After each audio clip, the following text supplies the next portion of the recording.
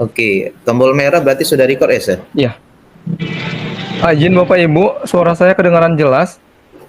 Jelas, Sir? Ya, Jelas, jelas sangat ya. jelas, jelas. Baik, selamat sore Bapak Ibu. Sore. Ya, salam sejahtera buat kita semua.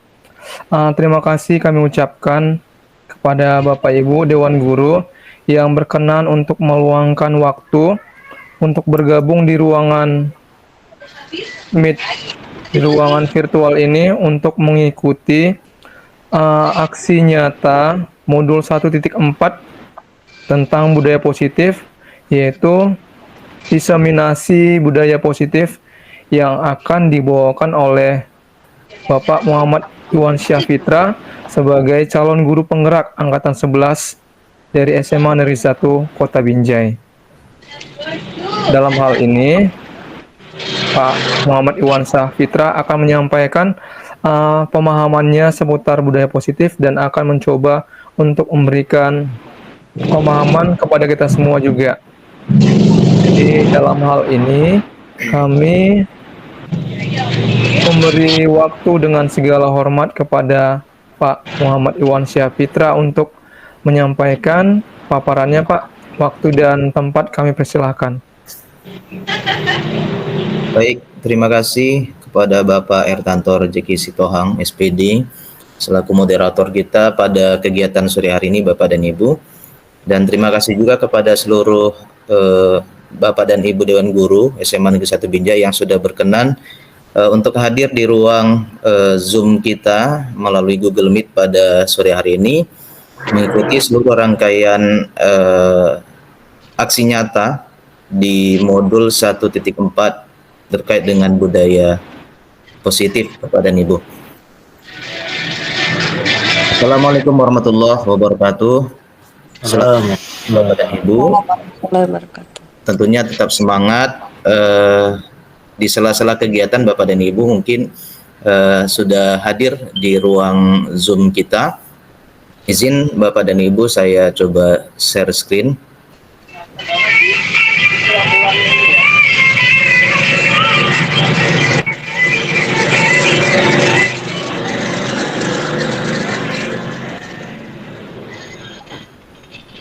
Pak Supri, izin Pak,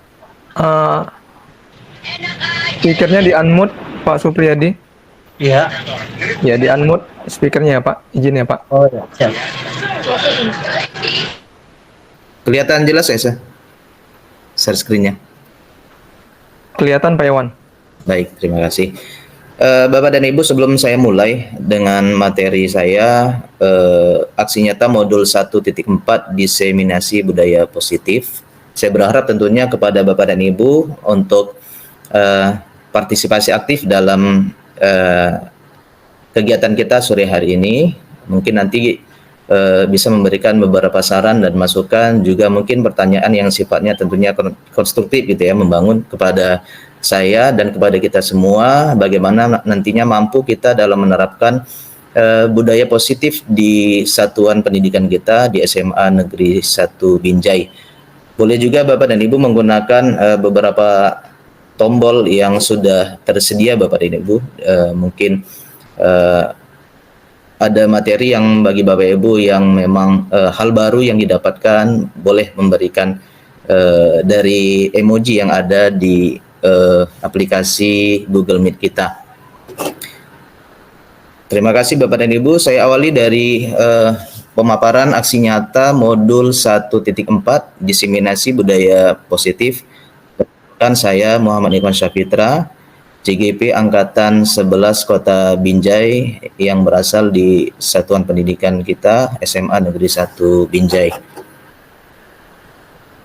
Nah, beberapa menit ke depan tentunya ada beberapa poin yang penting untuk sama kita pahami terkait dengan budaya positif, dan ini adalah konsep inti budaya positif Bapak dan Ibu.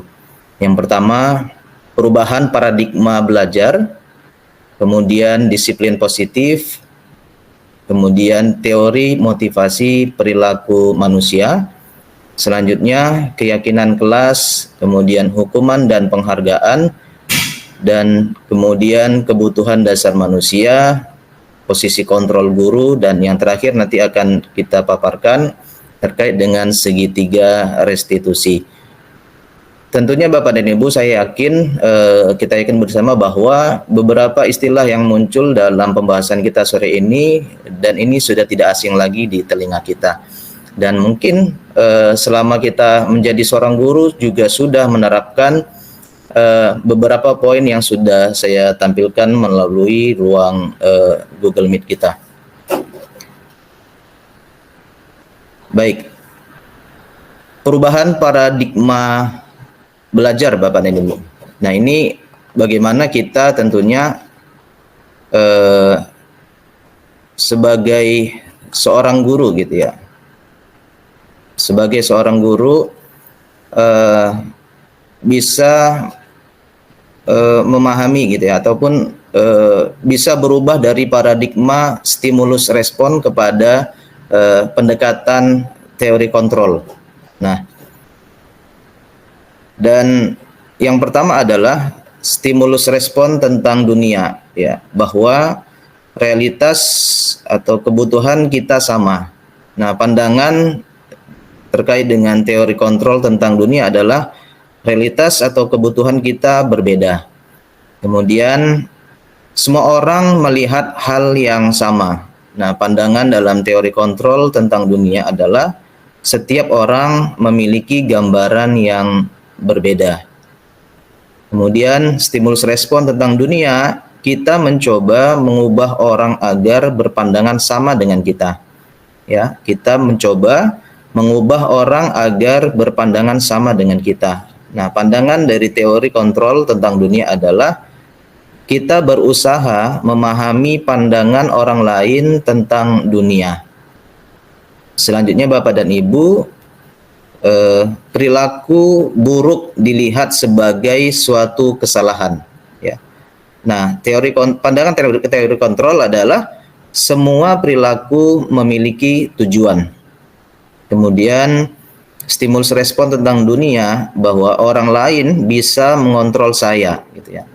Nah, ini mungkin yang terjadi di kita, bahwa selama ini mungkin kita mengira kita bisa mengontrol siswa kita, gitu ya. Nah, jadi di sini stimulus respon tentang dunia adalah bahwa orang lain itu bisa mengontrol saya. Nah, pandangan teori kontrol tentang dunia adalah hanya Anda yang bisa mengontrol diri Anda. Kemudian saya bisa mengontrol orang lain. Nah, pandangan teori kontrol tentang dunia adalah Anda tidak bisa mengontrol orang lain. Kemudian pemaksaan ada pada saat bukan gagal. Nah, pandangan teori kontrolnya adalah kolaborasi dan konsensus menciptakan pilihan-pilihan baru. Dan yang terakhir, model berpikir menang atau kalah. Sementara pandangan teori kontrol tentang dunia adalah model berpikir menang-menang. Nah, ini perubahan paradigma belajarnya Bapak dan Ibu.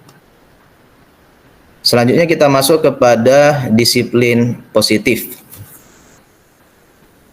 Yang pertama, dalam budaya kita, makna kata disiplin telah berubah menjadi sesuatu yang dilakukan seseorang pada orang lain untuk mendapatkan kepatuhan. Nah, dan kita cenderung menghubungkan kata disiplin dengan ketidaknyamanan, gitu ya. Jadi kita cenderung menghubungkan kata disiplin dengan ketidaknyamanan. Kemudian disiplin positif merupakan salah satu pendekatan disiplin diri yang memampukan seseorang untuk mengontrol perilakunya dalam kesadaran dan bertanggung jawab atas tindakannya sebagai wujud menghormati diri sendiri dan orang lain. Nah, tentunya kita sebagai pendidik, tujuan kita adalah menuntun murid untuk memiliki disiplin diri sehingga mereka bisa berperilaku yang mengacu pada nilai-nilai kebajikan universal dan memiliki motivasi intrinsik dan bukan ekstrinsik. Nah, nanti Bapak dan Ibu berikutnya akan ada paparan terkait dengan nilai-nilai kebajikan universal dan terkait dengan motivasi intrinsik. Tentunya Bapak dan Ibu, sedikit saya sampaikan bahwa kalau dia motivasi intrinsik itu motivasi yang memang berasal dari dalam diri seseorang, ya, di mana perilaku dilakukan karena keinginan internal. Sementara kalau yang ekstrinsik itu motivasi yang berasal dari luar diri seseorang, ya, dan perilaku dilakukan karena adanya imbalan atau sifatnya hukuman eksternal. Nah, ini tadi Bapak dan Ibu terkait dengan nilai-nilai kebajikan universal. Apa itu nilai-nilai kebajikan universal? Yaitu prinsip-prinsip moral yang dianggap sebagai panduan perilaku yang baik dan benar oleh banyak budaya dan agama di seluruh dunia. Meskipun daftar nilai-nilai kebajikan universal dapat bervariasi dan ada beberapa nilai yang sering diakui sebagai universal. Nah, apa saja nilai-nilai kebajikan universal? Yang pertama Bapak dan Ibu, kejujuran, ya. Jadi kejujuran ini adalah menyampaikan informasi yang benar dan tidak menipu. Dan ini tentunya merupakan nilai penting dalam hampir semua budaya. Jadi kejujuran adalah dasar kepercayaan dan integritas. Nilai yang kedua, ada yang dinamakan dengan keadilan, ya.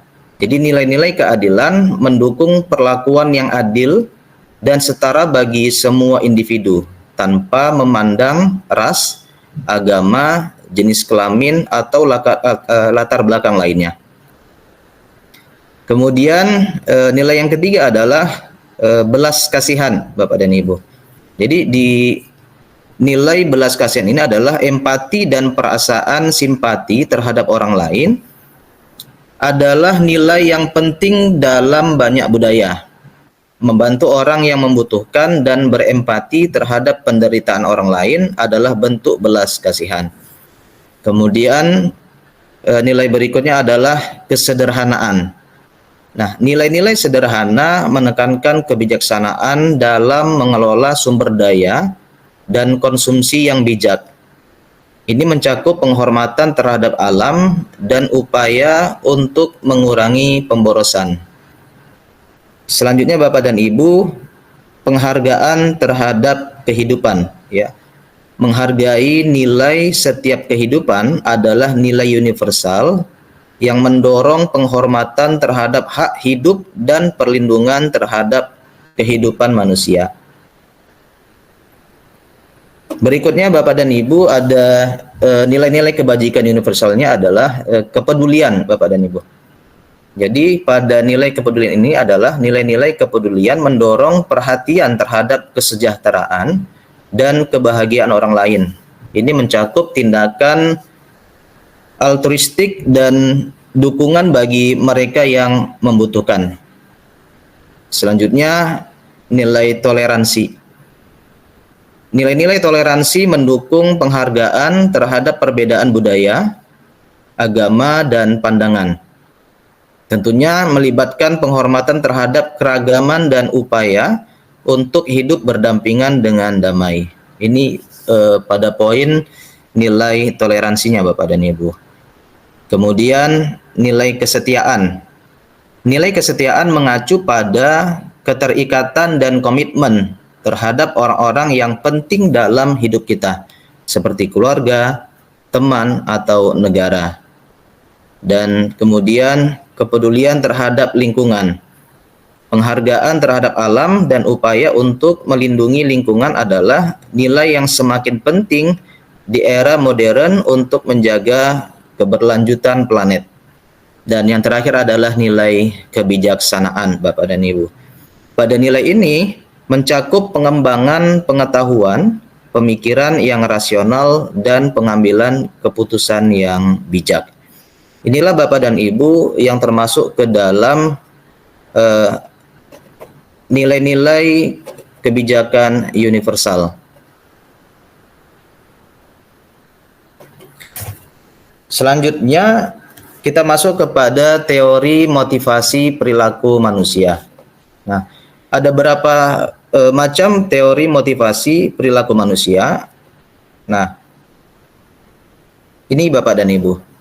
Jadi motivasi perilaku manusia itu ada 3 macam. Dan secara garis besar kategorinya adalah ada motivasi eksternal dan juga ada motivasi internal. Nah, untuk yang motivasi eksternal, maka cakupannya adalah pertama, untuk menghindari ketidaknyamanan atau hukuman. Dan yang kedua adalah untuk mendapatkan penghargaan atau imbalan. Nah, 2 ini yang termasuk ke dalam motivasi eksternal.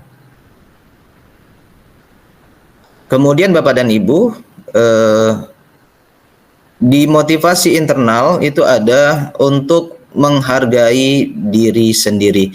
Inilah 3 macam motivasi perilaku manusia. Baik, nah ini Bapak dan Ibu. Menurut Ki Hajar Dewantara, ya, menurut Ki Hajar Dewantara bahwa merdeka itu artinya tidak hanya terlepas dari perintah, akan tetapi juga cakap untuk memerintahkan diri sendiri. Ya. Nah, jadi terkait dengan motivasi internal itu, ya, bahwa motivasi internal ini menciptakan disiplin positif dan sikap merdeka.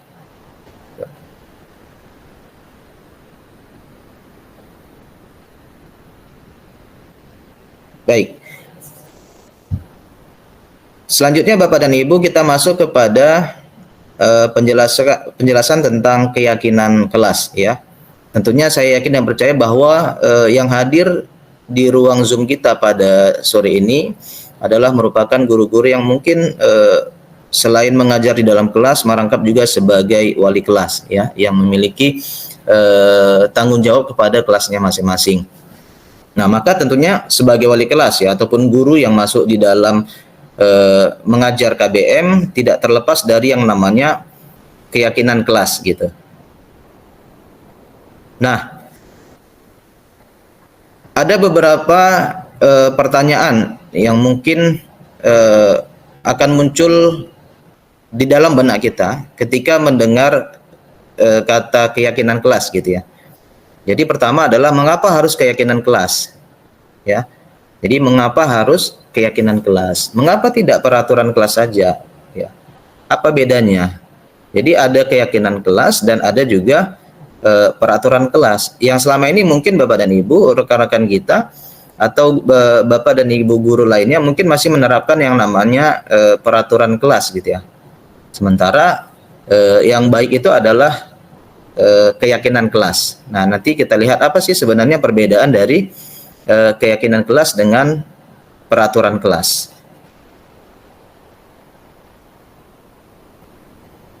Nah, sebelum kepada materi kita terkait dengan perbedaan antara keyakinan kelas dan juga pengaturan kelas, gitu ya, ataupun aturan kelas. Nah, ini tell me why, gitu ya. Yang pertama adalah mengapa kita harus datang tepat waktu saat mengajar. Bapak dan Ibu mohon izin boleh mungkin berbagi dengan kita.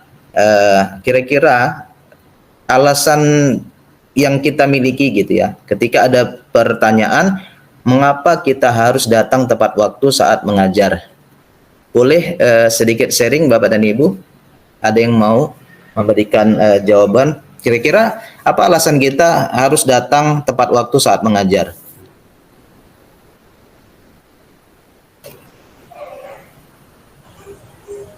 Silakan Bapak dan Ibu. Untuk menerapkan sifat disiplin. Oke, terima kasih Bu Vika, ya. Jadi Bu Vika punya alasan, ya saya harus tepat waktu dalam mengajar supaya memang menerapkan disiplin, gitu ya Bu. Iya, karena menurut saya disiplin itu memang penting. Baik, terima kasih.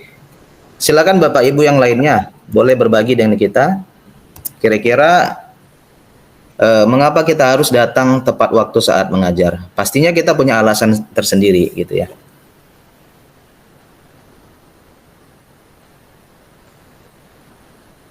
Gimana kira-kira Bapak Ibu? Kalau Bu Disti gimana Bu Disti?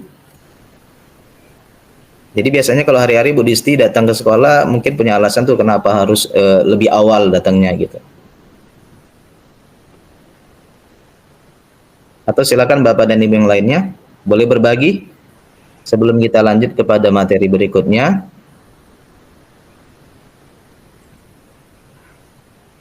Kalau Setanto gimana sih? Mungkin punya alasan kenapa Setanto datang harus tepat waktu gitu. Oke, baik Pak Iwan, terima kasih buat kesempatannya. Mungkin untuk menjelaskan pertanyaan mengapa kita harus datang tepat waktu saat mengajar, menurut saya karena ini adalah bentuk tanggung jawab kita ya secara pribadi kepada siswa-siswa kita dan bentuk penghargaan diri terhadap prinsip yang kita jaga dengan datang tepat waktu. Terima kasih Pak Iwan. Baik, terima kasih Pak Ertanto ya, luar biasa ya. Jadi memang kalau tadi dari Bu Vika menyatakan bahwa alasannya datang tepat waktu terkait dengan disiplin gitu ya. Nah, dari Pak Ertanto ini merupakan memang tanggung jawab ya sebagai seorang guru datang lebih awal dibandingkan dengan siswa gitu ya. Dan juga tentunya sebagai bentuk pemberian penghargaan ya kepada diri sendiri gitu ya. Jadi memang Bapak dan Ibu sekalian bahwa diri kita itu juga memerlukan yang namanya penghargaan gitu ya. Dengan menerapkan disiplin, datang lebih awal, maka sebenarnya secara tidak sadar kita sudah menghargai diri kita sendiri yang berprofesi sebagai seorang guru gitu ya. Baik. Izin Pak. Iya, silakan ini. Iya, mohon maaf Pak, tadi ada urusan sedikit. Oh, ya, Jadi menurut saya Pak, mengapa kita harus datang tepat waktu ya saat mengajar? Agar siswa dapat mengikuti proses pembelajaran dengan baik. Dan kehadiran tepat waktu itu mencerminkan sikap tanggung jawab siswa itu terhadap proses pembelajaran. Seperti itu Pak. Baik, terima kasih. Jadi Bapak dan Ibu, dari beberapa jawaban yang sudah Bapak dan Ibu sampaikan, yang sudah kita sharing dengan kita, bahwa Bapak dan Ibu ternyata menyikapi ini dalam dua sudut pandang gitu ya. Ada yang memang memandang diri kita sebagai guru gitu ya. Seperti yang disampaikan tadi oleh Bu Vika dan juga Pak Hertanto ya, bagaimana bisa memberikan penghargaan kepada diri, kemudian menunjukkan rasa tanggung jawab kita ya sebagai seorang guru, dan bagaimana kita bisa menunjukkan sebagai guru yang memang disiplin gitu ya. Dan dari Bu Disti memberikan jawaban memberikan sudut pandang dari siswa gitu ya. Bagaimana siswa itu memang dapat menjalankan proses KBM itu berjalan sesuai dengan harapan kita ya, agar tercapai apa yang menjadi tujuan dalam sebuah pembelajaran gitu ya. Terima kasih Bapak dan Ibu sekalian untuk jawabannya. Nah, yang kedua, mengapa kita memakai helm saat mengendarai sepeda motor? Boleh berbagi Bapak Ibu? Mungkin ada di antara kita kenapa harus pakai helm, karena takut kena tilang gitu ya Bapak dan Ibu. Tapi tentunya setiap kita punya alasan tersendiri itu. Mengapa kita harus memakai helm saat mengendarai sepeda motor? Boleh berbagi Bapak dan Ibu? Kira-kira alasannya apa? Selain untuk keamanan dan berkendara, kalau menurut saya kita juga harus mengikuti peraturan. Karena kita hidup di bukan hidup di bumi ini, maksudnya kita hidup ini kan memang kita memiliki peraturan, baik di pekerjaan, baik pun di rumah, semua itu kan semua punya aturan. Itu sih. Baik, terima kasih Bu Vika untuk jawabannya. Jadi ya selain memang keselamatan diri kita ya, dan juga memang ada aturan yang memang harus kita laksanakan gitu ya, sebagai seorang yang mengendarai sebuah kendaraan gitu. Boleh satu lagi jawabannya Bapak dan Ibu? Mengapa kita memakai helm saat mengendarai sepeda motor? Ada yang mau berbagi dengan kita Bapak dan Ibu? Baik, jika tidak ada Bapak dan Ibu, kita lanjutkan. Nah, untuk mendukung motivasi intrinsik, kembali ke nilai-nilai atau keyakinan lebih menggerakkan seseorang, dibandingkan mengikuti serangkaian peraturan-peraturan. Nah, ini poin penting yang harus sama-sama kita pahami Bapak dan Ibu sekalian. Baik, sekarang nah ini dia. Jadi sebenarnya apa sih perbedaan gitu ya? Nah, keyakinan kelas dan peraturan kelas gitu ya. Nah, kalau dia keyakinan kelas itu adalah kesepakatan yang dibuat bersama, ya, kesepakatan yang dibuat bersama antara guru dan siswa untuk menciptakan lingkungan belajar yang positif dan produktif di dalam kelas. Jadi ada beberapa kalimat yang perlu kita garis bawahi Bapak dan Ibu dalam memaknai sebuah keyakinan kelas.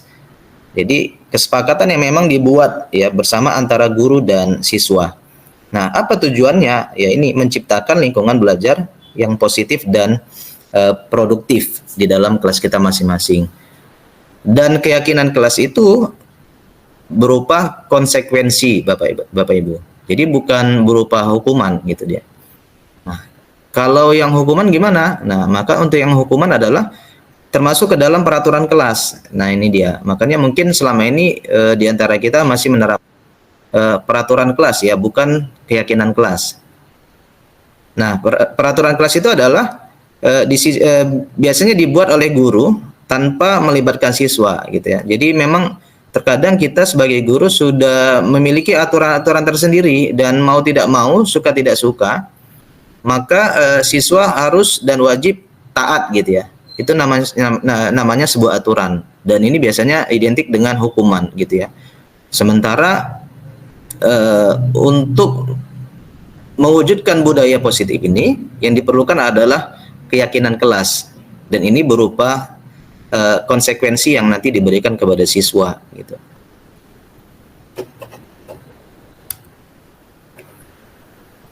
Nah, selanjutnya Bapak dan Ibu, ya bagaimana membuat keyakinan kelas? Nah, jadi ada beberapa poin yang sudah saya siapkan dalam materi kita sore ini terkait dengan cara kita membuat keyakinan kelas. Yang pertama, guru mengajak siswa mengungkapkan keinginannya mewujudkan kelas impian. Saya kira ini bahasa yang mudah bagi kita untuk memahaminya. Bagaimana ketika mengawali dari pembuatan keyakinan kelas itu, bagaimana guru itu bisa mengajak siswa. Ya, jadi bukan guru itu yang menciptakan sendiri keyakinan kelasnya, tapi bagaimana guru mengajak siswa untuk mengungkapkan keinginannya mewujudkan kelas impian. Tentunya sebagai wali kelas misalnya pasti memiliki keyakinan ya Bapak dan Ibu, memiliki impian, memiliki harapan bagaimana kelasnya itu bisa berkembang dengan baik ketika kita yang menjadi wali kelas di dalam kelas tersebut ya. Nah, cara yang kedua adalah meminta siswa menuliskan apa yang mereka pikirkan dan inginkan tentang kelasnya dalam belajar. Bapak dan Ibu, saya ingin mengajak kepada kita semua yang hadir, mungkin bisa memberikan emoji jempol ataupun hati ketika kita memang selama ini sudah menerapkan poin yang kedua Bapak dan Ibu. Boleh?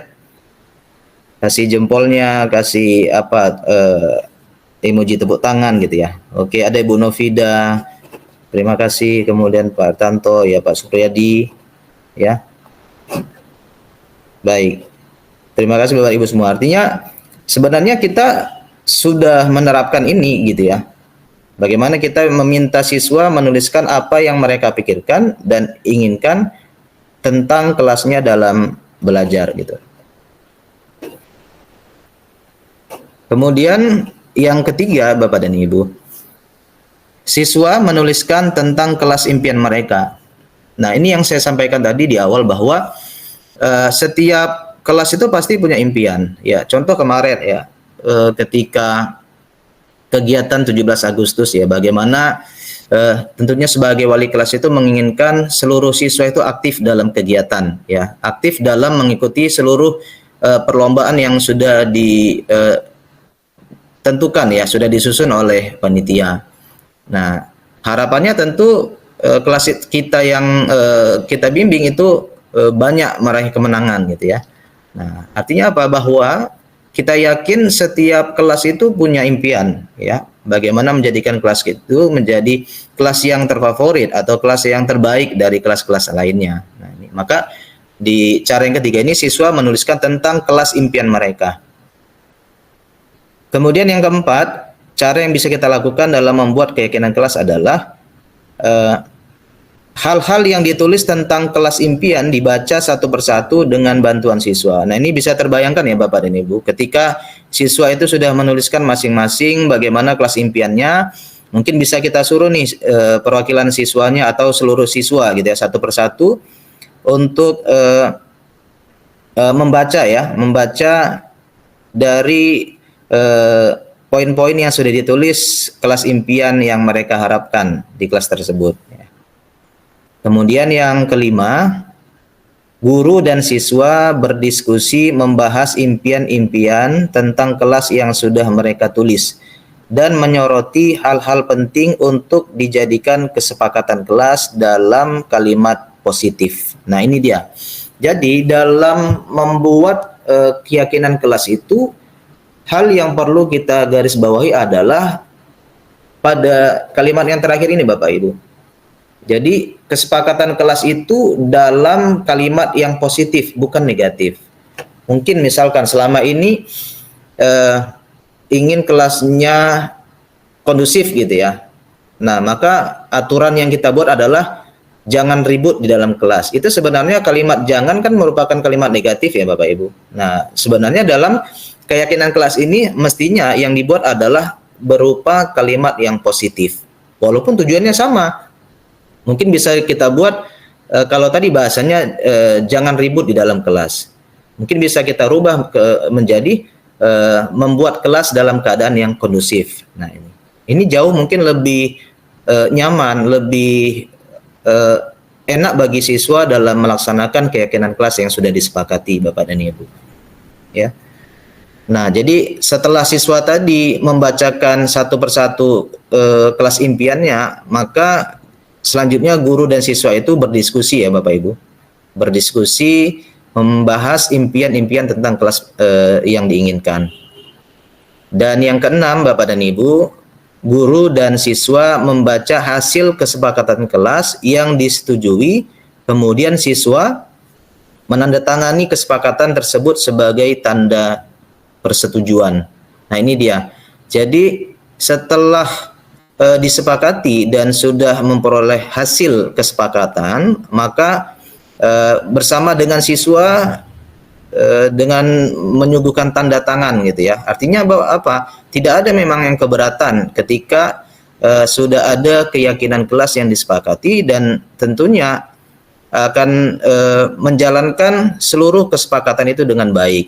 Nah, ini maka akan memudahkan bagi kelas tersebut untuk mencapai sesuai dengan kelas impian mereka. Nah, ini ada beberapa langkah ya yang bisa dilakukan guru ketika membuat keyakinan kelas.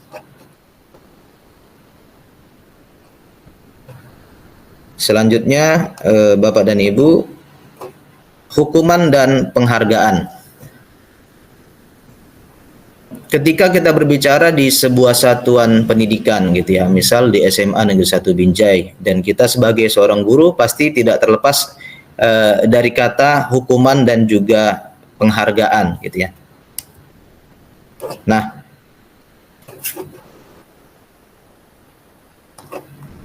baik. Teori Diani Gosen ya. Ada 3 motivasi perilaku manusia.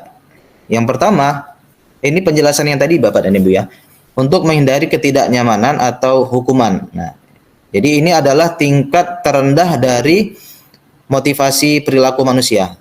Ya, untuk yang pertama ini tingkat terendah dari motivasi perilaku manusia. Nah, biasanya orang yang motivasi perilakunya untuk menghindari hukuman atau ketidaknyamanan akan bertanya, apa yang akan terjadi apabila saya tidak melakukannya? Nah, gitu ya. Ini sering nih, misalnya guru-guru BK itu kan banyak menangani kasus dari siswa kita, gitu ya.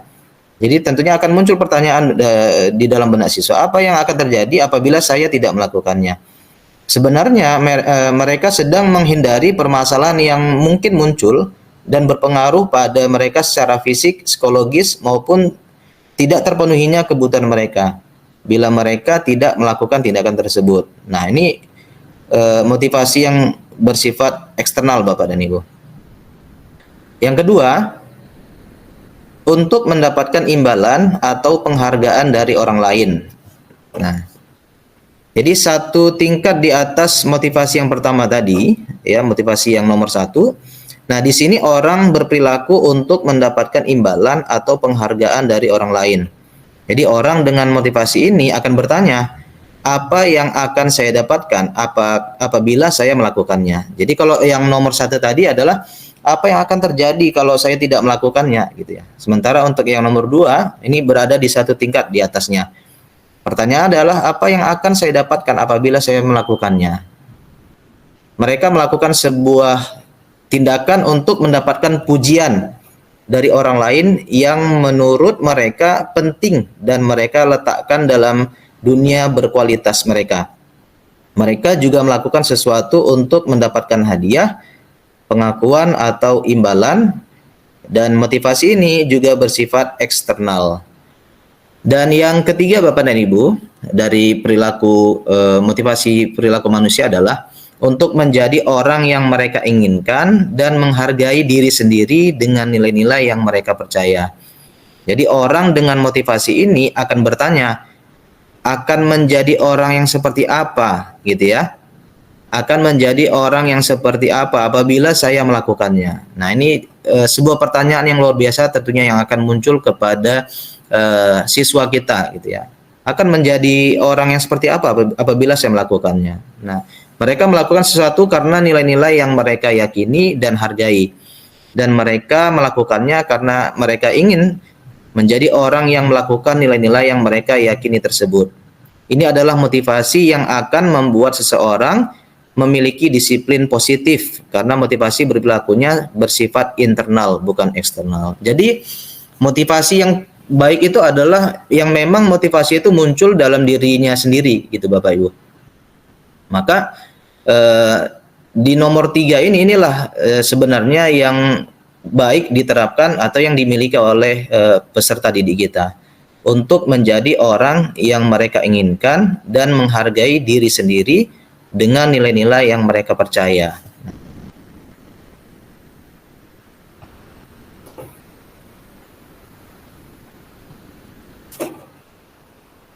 Baik, kita lanjutkan Bapak dan Ibu.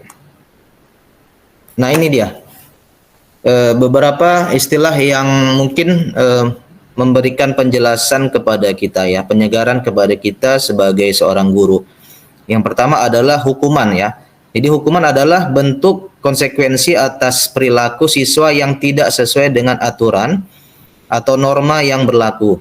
Hukuman dapat membantu membentuk perilaku siswa agar lebih baik dan mengurangi perilaku negatif. Namun, nah ini dia, hukuman juga dapat memiliki dampak negatif jika tidak diberikan dengan tepat.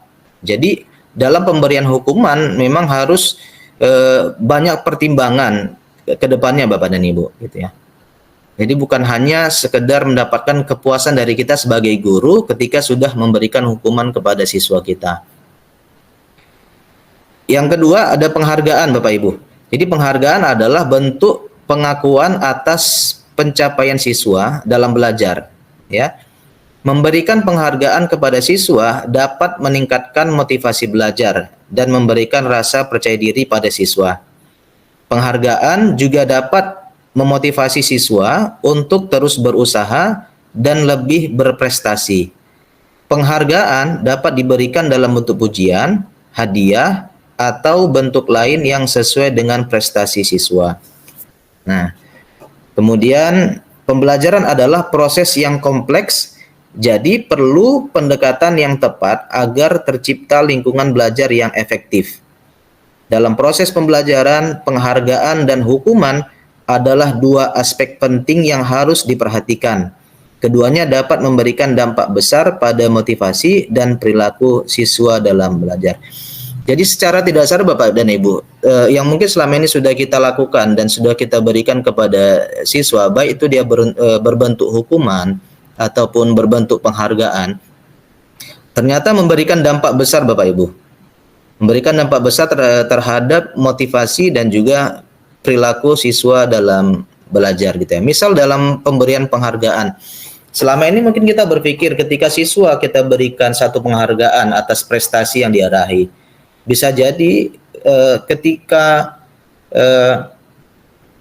tidak berhasil ya, atau ketika satu masa tidak mencapai sesuai dengan impiannya, maka tentunya siswa ini tidak akan diberikan penghargaan, kan begitu Bapak Ibu. Dan di sini adalah mungkin dampak negatif yang akan diterima oleh siswa.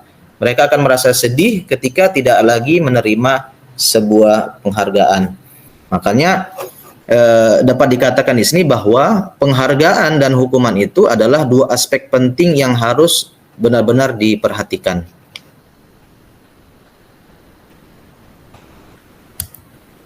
Selanjutnya Bapak Ibu, kebutuhan dasar manusia ya. Kita masuk ke dalam kebutuhan dasar manusia. Nah, ada 5 kebutuhan dasar manusia. Yang pertama, bertahan hidup, kemudian kasih sayang dan rasa diterima, ya, kebutuhan untuk diterima, kemudian penguasaan, kebutuhan pengakuan atas kemampuan, kemudian kebebasan, kebutuhan akan pilihan, dan yang terakhir kesenangan, kebutuhan untuk merasa senang. Nah, apa itu kebutuhan bertahan hidup? Jadi kebutuhan bertahan hidup adalah kebutuhan yang bersifat fisiologis untuk bertahan hidup, misalnya kesehatan, rumah, dan makanan. Kebutuhan biologis sebagai bagian dari proses reproduksi termasuk kebutuhan untuk tetap bertahan hidup. Nah, komponen psikologis pada kebutuhan ini meliputi kebutuhan akan perasaan aman. Selanjutnya, kebutuhan manusia yang kedua adalah kebutuhan akan kasih sayang. Ya. Meliputi kebutuhan akan hubungan dan koneksi sosial, kebutuhan untuk memberi dan menerima kasih sayang, dan kebutuhan untuk merasa menjadi bagian dari suatu kelompok. Kebutuhan ini juga meliputi keinginan untuk tetap terhubung dengan orang lain, seperti teman, keluarga, pasangan hidup, teman kerja, binatang peliharaan, dan kelompok di mana kita tergabung. Nah, kebutuhan berikutnya adalah kebutuhan akan penguasaan. Nah, kebutuhan ini berhubungan dengan kekuatan untuk mencapai sesuatu, menjadi kompeten, menjadi terampil, diakui atas prestasi dan keterampilan kita, didengarkan dan memiliki rasa harga diri. Jadi kebutuhan ini meliputi keinginan untuk dianggap berharga, bisa membuat perbedaan, bisa membuat pencapaian, kompeten, diakui, dihormati. Nah, ini meliputi self-esteem ya, dan keinginan untuk meninggalkan pengaruh. Selanjutnya ada kebutuhan akan kebebasan Bapak dan Ibu. Nah, kebutuhan untuk bebas adalah kebutuhan akan kemandirian, otonomi, memiliki pilihan dan mampu mengendalikan arah hidup seseorang. Anak-anak dengan kebutuhan kebebasan yang tinggi menginginkan pilihan. Mereka perlu banyak bergerak, suka mencoba-coba, tidak terlalu terpengaruh orang lain, dan senang mencoba hal baru dan menarik. Dan yang terakhir adalah kebutuhan akan kesenangan, yaitu kebutuhan untuk mencari kesenangan, bermain, dan tertawa. Ini kodratnya seorang siswa gitu ya, kodratnya dari murid kita. Nah, anak-anak dengan kebutuhan dasar kesenangan yang tinggi biasanya ingin menikmati apa yang dia lakukan. Mereka juga bisa berkonsentrasi tinggi saat mengerjakan hal yang disenangi. Dan mereka suka permainan dan suka mengoleksi barang, suka bergurau, suka melucu, dan juga menggemaskan. Bahkan saat mereka bertingkah laku buruk, mereka masih terlihat lucu. Nah, ini dia. Kebutuhan akan kesenangan Bapak dan Ibu. Selanjutnya kita masuk kepada posisi kontrol guru. Pada materi ini tentunya sangat penting bagi kita Bapak Ibu, dan nanti mungkin bisa kita renungkan gitu ya. Kira-kira selama ini ketika kita sudah menjadi guru yang mengajar di sekolah kita, kira-kira kita sudah menerapkan yang mana nih? Atau kita termasuk kategori guru yang mana gitu ya.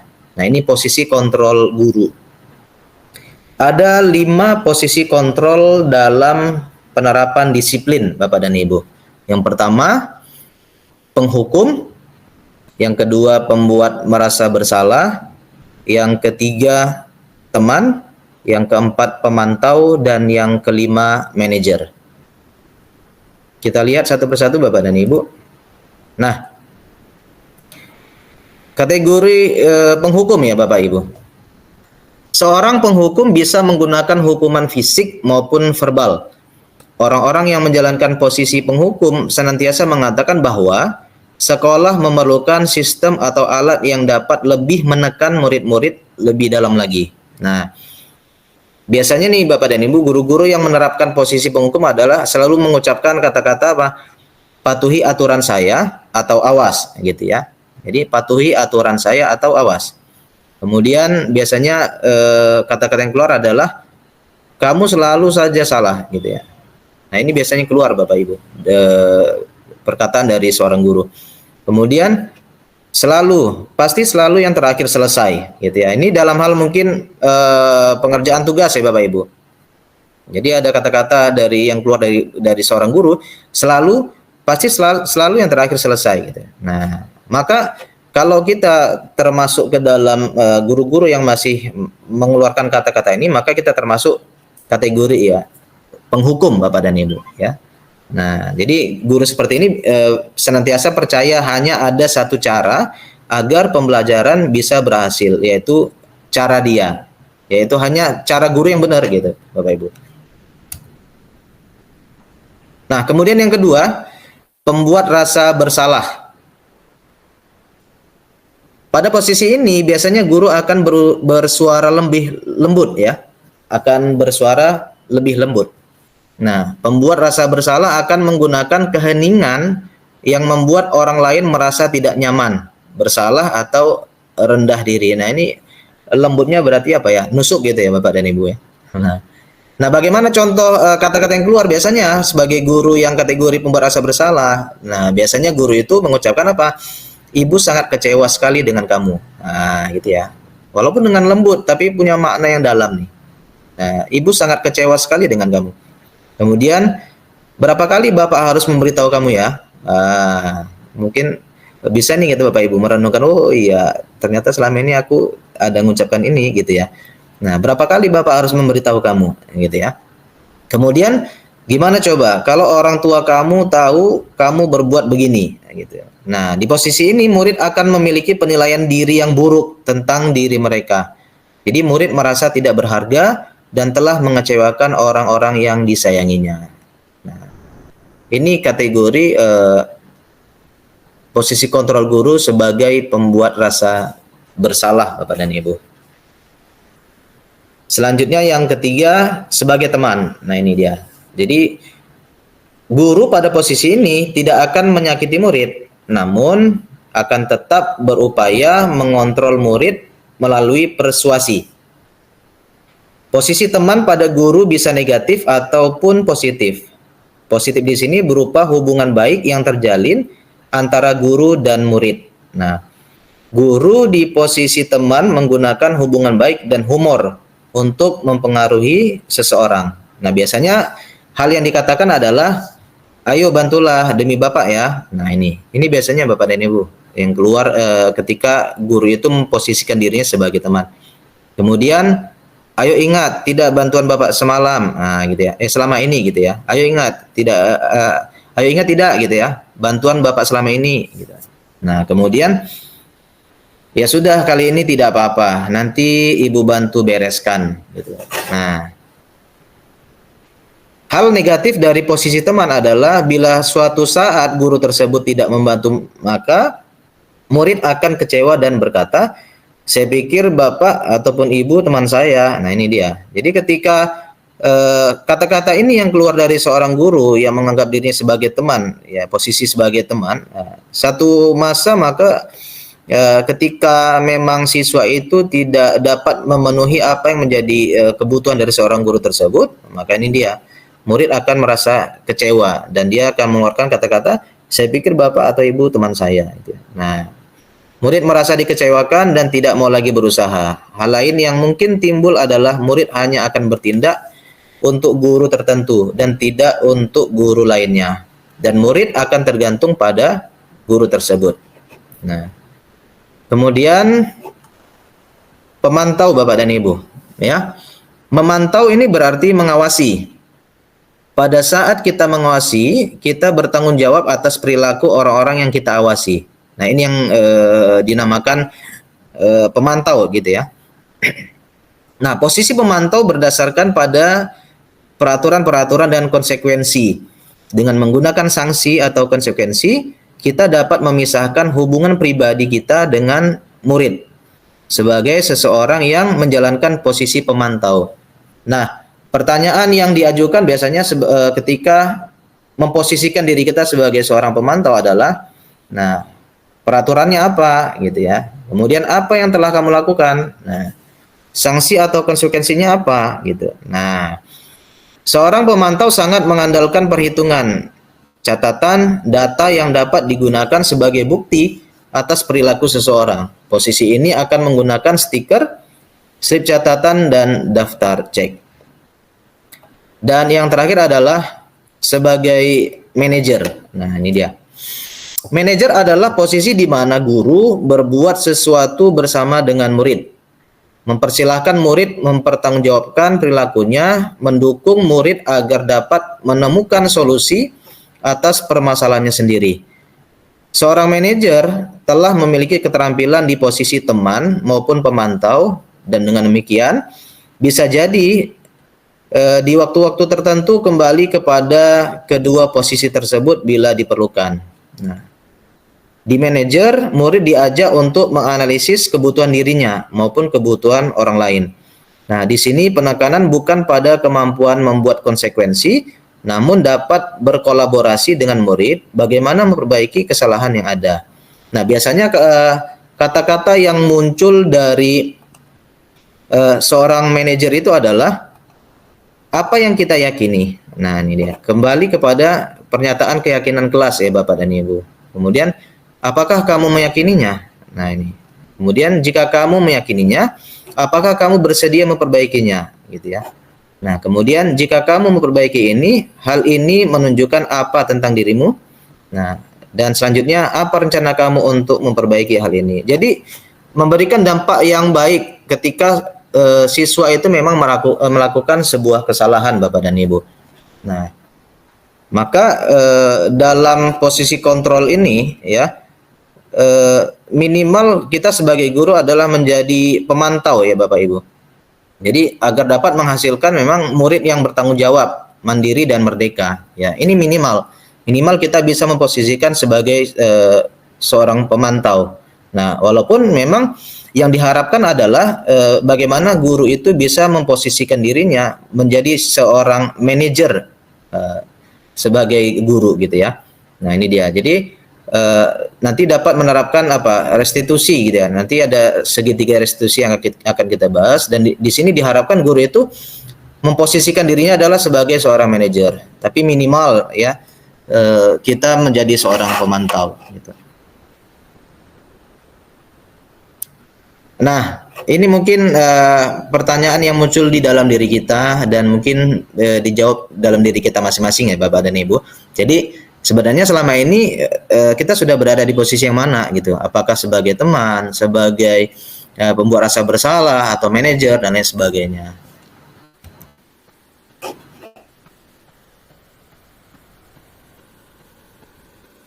Nah, ini yang tadi saya sampaikan Bapak dan Ibu ya. Ya, jadi perlu disadari tujuan akhir dari 5 posisi kontrol seorang guru adalah pencapaian posisi manajer Bapak dan Ibu. Ini yang diharapkan sebenarnya. Nah, di mana posisi inilah murid dapat menjadi pribadi yang mandiri, merdeka, dan bertanggung jawab atas segala perilaku dan sikapnya yang pada akhirnya dapat menciptakan lingkungan yang positif, nyaman, dan aman. Nah, kita masuk kepada materi yang terakhir Bapak dan Ibu, yaitu segitiga restitusi ya. Nah, pada materi ini, jadi restitusi itu adalah proses menciptakan kondisi bagi murid untuk memperbaiki kesalahan mereka, sehingga mereka bisa kembali pada kelompok mereka dengan karakter yang lebih kuat. Nah, ini menurut Gosen ya. Kemudian restitusi bukan untuk menebus kesalahan, namun untuk belajar dari kesalahan. Restitusi memperbaiki hubungan. Restitusi adalah tawaran, bukan paksaan. Restitusi menuntun untuk melihat ke dalam diri. Restitusi mencari kebutuhan dasar yang mendasari tindakan. Restitusi fokus pada karakter, bukan tindakan. Restitusi menguatkan. Restitusi fokus pada solusi. Dan restitusi mengembalikan murid yang berbuat salah pada kelompoknya. Nah, ini segitiga langkah-langkah dalam menerapkan segitiga restitusi Bapak dan Ibu. Ya, jadi ada validasi tindakan yang salah, ada menstabilkan identitas, kemudian ada menanyakan keyakinan. Nah, ini ya masuk ke dalam segitiga restitusi. Baik. Kita bahas satu persatu Bapak dan Ibu. Yang pertama, menstabilkan identitas. Jadi langkah pertama yang dilakukan pada segitiga restitusi ya ini, pada bagian dasar segitiga adalah menstabilkan identitas. Ya, jika anak berbuat salah, maka ada kebutuhan dasar mereka yang tidak terpenuhi. Jadi bagian dasar segitiga restitusi memiliki tujuan untuk merubah orang yang gagal karena telah berbuat kesalahan menjadi orang yang sukses. Ya, fokusnya di sini ya Bapak dan Ibu. Jadi merubah orang yang gagal karena telah berbuat salah menjadi orang yang sukses. Nah, ini beberapa pernyataan gitu ya, ataupun kata-kata yang muncul dari seorang guru yang menerapkan segitiga restitusi pada menstabilkan identitas ya. Yang pertama, berbuat salah itu tidak apa-apa gitu ya. Kemudian tidak ada manusia yang sempurna. Nah, selanjutnya saya juga pernah melakukan kesalahan seperti itu. Karena memang kita yakini bahwa setiap kita itu manusia tidak terlepas dari yang namanya berbuat salah gitu ya. Kemudian kita bisa menyelesaikan ini. Nah, ini tadi mengajak mencari solusinya gitu ya. Bapak ataupun Ibu tidak tertarik mencari siapa yang salah, tapi Bapak ataupun Ibu ingin mencari solusi dari permasalahan ini. Nah, kemudian kamu berhak merasa begitu. Apakah kamu sedang menjadi teman yang baik buat dirimu sendiri? Nah, ini kata-kata yang muncul untuk menstabilkan identitas. Kemudian validasi tindakan yang salah. Jadi langkah kedua, setelah tadi yang pertama adalah menstabilkan identitas, yang kedua adalah validasi tindakan yang salah Bapak dan Ibu. Nah, jadi langkah kedua ini adalah memvalidasi tindakan yang salah. Konsep langkah kedua adalah kita harus memahami kebutuhan dasar yang mendasari tindakan anak tersebut berbuat kesalahan. Jadi menurut teori kontrol, semua tindakan manusia, baik atau buruk, pasti memiliki maksud atau tujuan tertentu. Ya, pasti ada alasan bagi siswa kita ketika melakukan kesalahan. Nah, ketika kita menolak anak yang berbuat salah, dia akan tetap dalam masalah. Yang diperlukan adalah kita memahami alasan melakukan hal tersebut sehingga anak merasa dipahami. Nah, ini kalimat yang perlu kita garis bawahi Bapak Ibu. Jadi kita memahami alasan melakukan hal tersebut sehingga anak merasa dipahami. Nah, ini pertanyaan yang bisa kita ajukan kepada anak ya untuk kategori pada validasi tindakan yang salah. Nah, padahal kamu bisa melakukan yang lebih buruk dari ini ya, gitu. Kemudian kamu pasti punya alasan mengapa melakukan hal itu. Dan selanjutnya kamu patut bangga pada dirimu sendiri karena kamu telah melindungi sesuatu yang penting buatmu. Nah, yang terakhir, kamu boleh mempertahankan sikap itu, tapi kamu harus menambahkan sikap yang baru. Ini beberapa contoh yang bisa ditampilkan Bapak dan Ibu. Pertanyaan yang mungkin ataupun pernyataan yang disampaikan guru ketika memvalidasi tindakan yang salah. Selanjutnya Bapak dan Ibu, langkah yang terakhir adalah menanyakan keyakinan. Nah, jadi langkah ketiga yaitu menanyakan keyakinan. Teori kontrol menyatakan bahwa kita pada dasarnya termotivasi secara internal. Jadi ketika langkah 1 dan langkah 2 sukses dilakukan, maka anak akan siap untuk dihubungkan dengan nilai-nilai yang dia percaya dan berpindah menjadi orang yang dia inginkan. Jadi penting menanyakan ke anak tentang kehidupan ke depan yang dia inginkan, gitu ya. Ketika mereka sudah menemukan gambaran masa depannya, guru dapat membantu mereka untuk fokus pada gambarannya. Nah, ini biasanya pertanyaan ya yang diajukan kepada siswa untuk menanyakan keyakinan. Yang pertama, apa yang kita yakini, gitu ya. Kemudian, apakah kamu meyakininya juga, gitu. Dan apakah yang kita percaya sebagai kelas atau keluarga? Nah, apa nilai-nilai umum yang kita telah sepakati, gitu. Apa bayangan kita tentang kelas yang ideal? Kamu mau jadi orang yang seperti apa? Nah, inilah dia Bapak dan Ibu terkait dengan menanyakan keyakinan. Nah, sebelum saya tutup Bapak dan Ibu, dari materi ini ada sudah satu contoh penerapan segitiga restitusi yang sudah saya lakukan pada beberapa waktu yang lalu.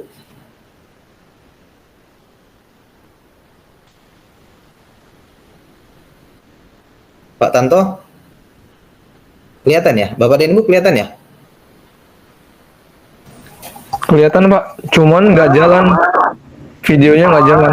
Ini dia. Kelihatan video nggak jalan.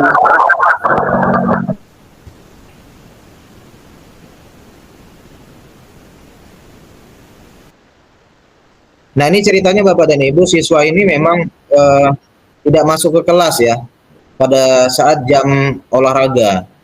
Alasannya adalah dia nggak pakai seragam, jadi takut masuk kelas gitu.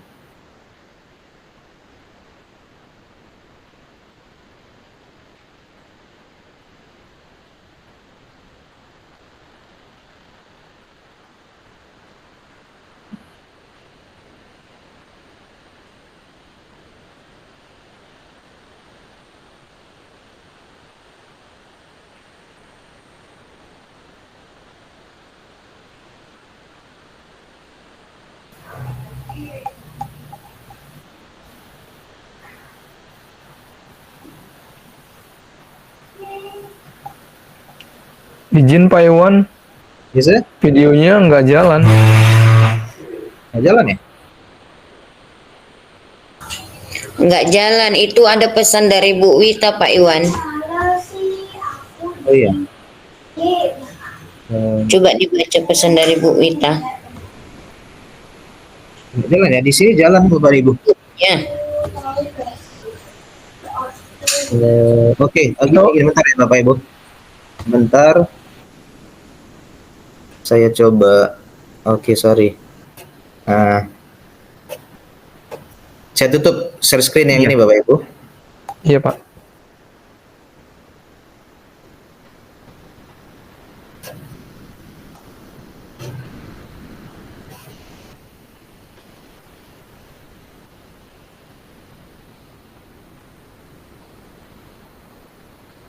Kelihatan ya Bapak Ibu ya? Kelihatan Pak Iwan, kelihatan.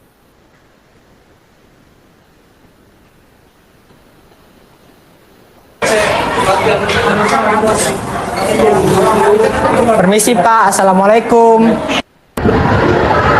Waalaikumsalam. Masuk Raka.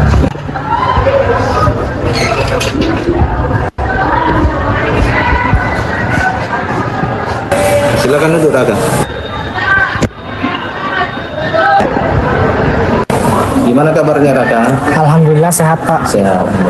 Jadi gini Raka, hari ini Bapak panggil Raka. Tadi Bapak dapat laporan dari Pak Putu. Katanya waktu jam olahraga, Raka itu tidak masuk kelas. Benar Raka? Benar Pak, sebelumnya saya minta maaf dan saya ngaku salah Pak. Bapak ngerti, Bapak sudah melakukan kesalahan. Dan tentunya setiap manusia itu tidak luput dari yang namanya tidak salah. Dan tidak ada manusia yang sempurna. Masuk Bapak juga sudah pernah melakukan kesalahan. Dan tentunya Raka kan punya alasan alasan tuh kenapa nggak masuk dalam kelas. Boleh ceritakan ke Bapak Raka? Saya tidak masuk jam Pak Koko karena tidak membawa seragam olahraga Pak. Jadi saya ke musola dan saya sholat duha, tapi saya tidak kembali ke kelas Pak. Oh gitu, saya paham dengan alasan Raka. Tapi kira-kira kemana seragam olahraga Raka? Seragam olahraga saya masih basah Pak, karena kemarin hujan lebat jadi belum sempat kering. Baik, tapi kan Raka, Bapak tanya ke Raka dulu nih, kira-kira yang Raka lakukan itu apakah sudah sesuai dengan keyakinan di kelas kita atau belum Raka? Tidak sesuai Pak. Tidak sesuai. Kalau tidak sesuai, kira-kira gimana? Keyakinan apa yang sudah Raka langgar ketika Raka tidak masuk di jam olahraganya Pak Kuku? Tidak disiplin Pak, karena saya membolos pada saat pelajaran PJOK. Baik, kalau begitu Bapak tanya nih ke Raka, kira-kira ada nggak niat Raka untuk memperbaiki kesalahan yang Raka lakukan? Iya Pak, saya bersedia memperbaiki kesalahan saya Pak. Alhamdulillah kalau gitu, Bapak senang dengarnya.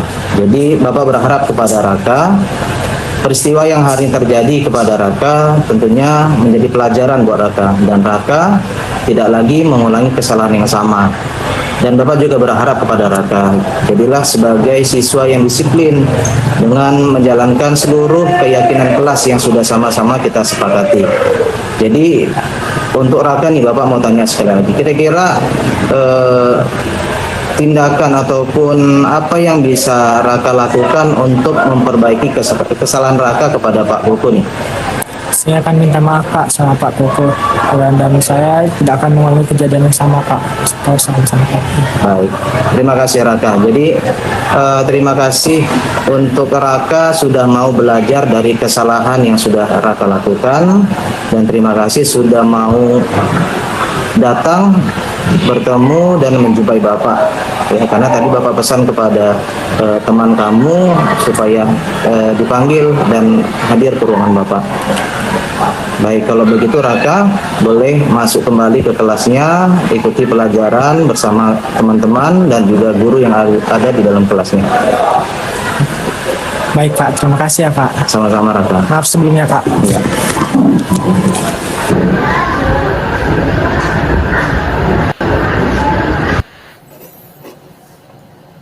Baik, demikian tadi Bapak dan Ibu satu contoh skenario segitiga restitusi yang sudah saya lakukan Bapak dan Ibu. Dan ini merupakan akhir dari materi yang saya sampaikan terkait dengan budaya positif yang tentunya mudah-mudahan menambah pengetahuan bagi kita Bapak Ibu untuk menerapkan budaya positif di sekolah kita SMA Negeri 1 Binjai.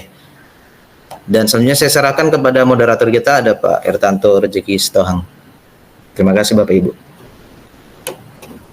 Baik, terima kasih Pak Muhammad Iwan Syah Putra buat presentasinya. Bapak Ibu, kita boleh berikan aplaus, tepuk tangan.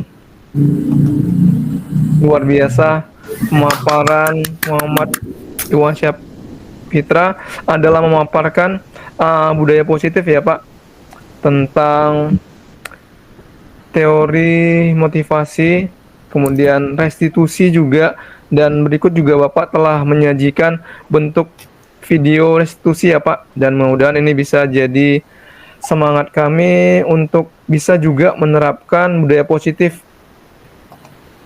Dan demikian Bapak Ibu presentasi Bapak Muhammad Iwan Syah Putra, dan berikutnya saya akan membuka sesi diskusi Bapak Ibu. Di sini saya akan persilahkan Bapak Ibu yang ingin memberikan masukan, komentar, atau mungkin pertanyaan seputar yang sudah dipaparkan oleh narasumber kita. Mungkin di sesi pertama saya akan memberikan kesempatan kepada 2 orang penanya ya Bapak Ibu. Silakan Bapak Ibu yang masih ingin memperkuat lagi mengenai budaya positif nih, saya persilakan, silakan. Boleh raise hand Bapak Ibu.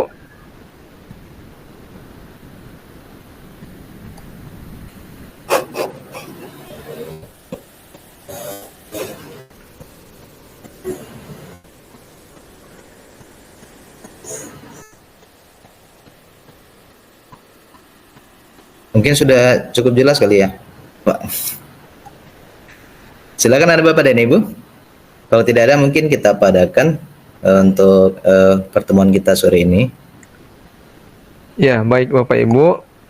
Mungkin sudah jelas ya, karena memang tadi pemaparannya sudah sangat jelas sekali dipaparkan oleh narasumber kita.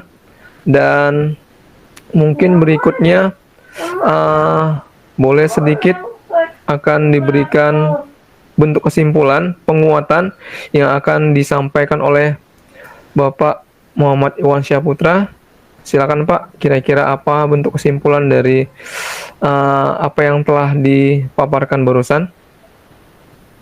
Baik, terima kasih Pak Hertanto. Jadi Bapak dan Ibu, tentunya dari apa yang sudah saya paparkan pada sore hari ini, sama kita berharap bahwa bagaimana kita menjadi seorang guru yang bisa menerapkan budaya positif di sekolah kita. Tentunya apa yang menjadi visi dan misi yang ada di SMA Negeri 1 Binjai, dan itu dapat kita sama-sama menjalankannya dengan baik, dengan saling berkolaborasi dan memahami bagaimana penerapan daripada budaya positif. Kemudian juga terkait dengan hal baru yang mungkin selama ini yang belum bisa kita membedakan antara keyakinan dengan peraturan kelas tadi, bahwa siswa itu menginginkan yang namanya sebuah keyakinan kelas yang memang sudah sama-sama disepakati dan memberikan kalimat positif dan dampak positif juga kepada siswa, sehingga apa yang menjadi tujuan daripada pembelajaran, tujuan dari pendidikan ini tercapai. Dan yang terakhir mungkin terkait dengan segitiga restitusi yang mungkin sama-sama bisa kita terapkan ketika kita menemukan siswa yang mengalami satu kasus ataupun permasalahan, dan untuk mencari solusinya, memberikan dari berbuat kesalahan menjadi mereka yang berhasil di masa depannya. Saya kira itu Pak Hertanto, dan sekali lagi Bapak dan Ibu, terima kasih sudah bergabung pada kegiatan aksi nyata modul 1.4 diseminasi budaya positif.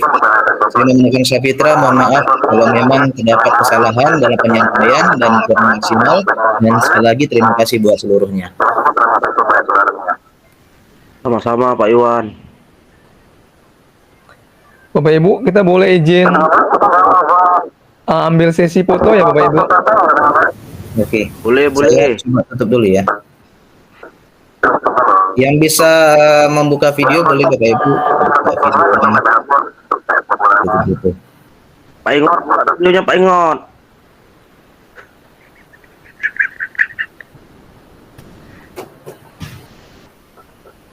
Oke. Saya ambil ya, hitungan 3 Bapak dan Ibu dalam hati. 1, 2, 3. Jadi satu gaya lain mungkin Bapak Ibu boleh. Gayanya apa nih kita buat?